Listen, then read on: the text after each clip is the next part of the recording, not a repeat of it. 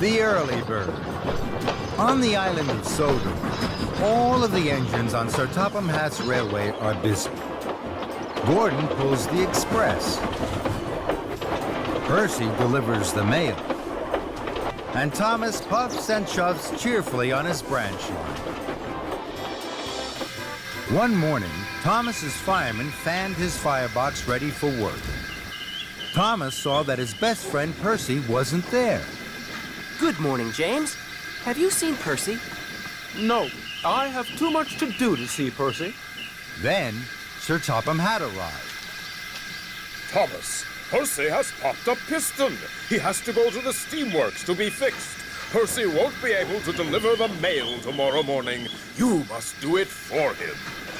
Thomas was excited. He had never delivered the mail before. He tooted his whistle loudly. Yes, sir. I've always wanted to deliver the mail. Make sure you do a good job, Thomas. Of course I will, sir. Don't worry, sir. Then, Thomas puffed proudly away to his branch line. Thomas stopped at a crossing. Gordon was there. Percy is being fixed. Tomorrow, I'm going to deliver the mail run for him. Percy's mail run? Have you asked Percy how to do it? Don't worry, Gordon. I know all about delivering the mail. Do you indeed? Then the gate opened, and Thomas puffed quickly away.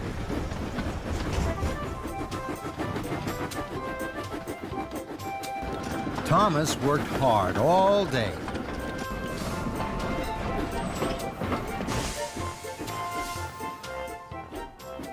That night, he went to see Percy at the steamworks. Percy didn't look happy.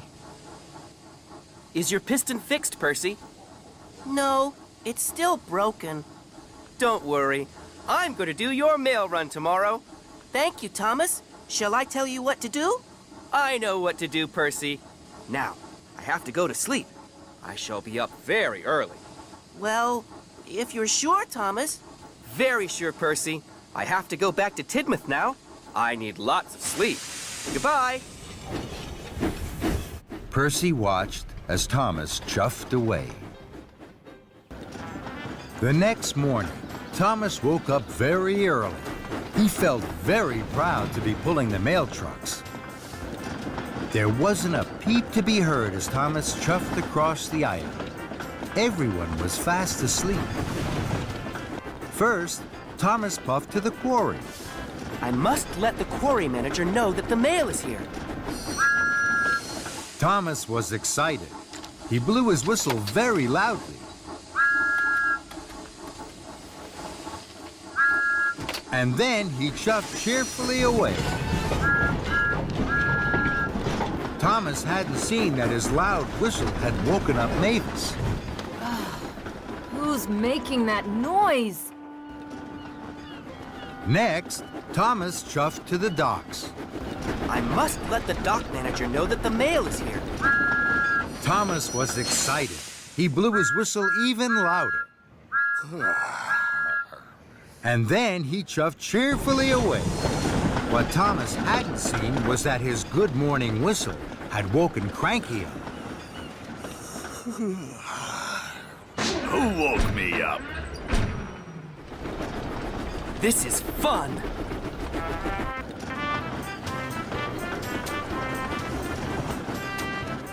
Lastly, Thomas steamed into the steamworks.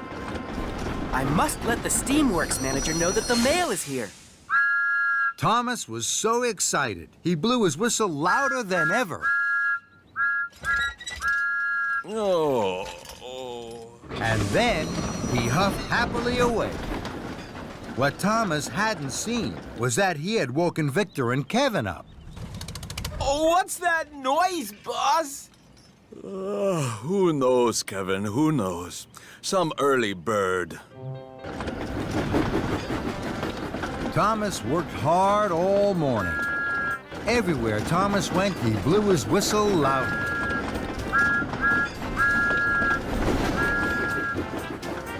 Delivering the mail is fun.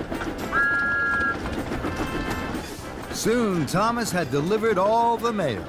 It was time for him to puff back to Tidmouth Sheds for a rest. As Thomas passed through the quarry, he saw Mavis. Her freight cars were being loaded with slate. Then there was trouble. Mavis hadn't lined up her freight cars under the hopper. Slate spilled everywhere. That's strange. Mavis never makes mistakes. What Thomas didn't see was that Mavis was fast asleep under the hopper. That's why she had put the freight cars in the wrong place. Next, Thomas passed through the docks. Cranky was unloading some big crates from a ship. Then there was trouble. Cranky dropped the crates. They fell to the ground with a smash and a crash. That's strange. Cranky never makes mistakes. What Thomas didn't see was that Cranky had fallen fast asleep. That's why he had dropped the crates. Thomas pulled into Tidmouth Sheds. He wanted to tell Percy all about the mail delivery, but Percy wasn't there. Sir Topham Hatt was there. He was cross. Someone woke Mavis up too early by tooting too loudly on their whistle. Then someone woke up Cranky at the docks and Victor at the steamworks. Now they have all made silly mistakes. Thomas knew he had woken everyone up with his cheerful whistle. He felt terrible. I'm very sorry, sir. It was me. Then, Thomas, as Percy is still not fixed, you must do a better job tomorrow. I will, sir. I promise, sir. Then Gordon arrived. He had heard all about Thomas's trouble with the mail run. You were right, Gordon. Delivering the mail is a hard job. I should have asked Percy what to do. And this time, I will. That evening, Thomas visited Percy at the steamworks. He asked him all about delivering the mail, and Percy told him all about being quiet. The next morning, Thomas set off early, pulling the mail cars. He stopped at the quarry. This time, he didn't blow his whistle. He puffed very quietly so that he didn't wake Mavis. Next, Thomas stopped at the docks. He didn't blow his whistle here either. And he didn't wake Cranky up.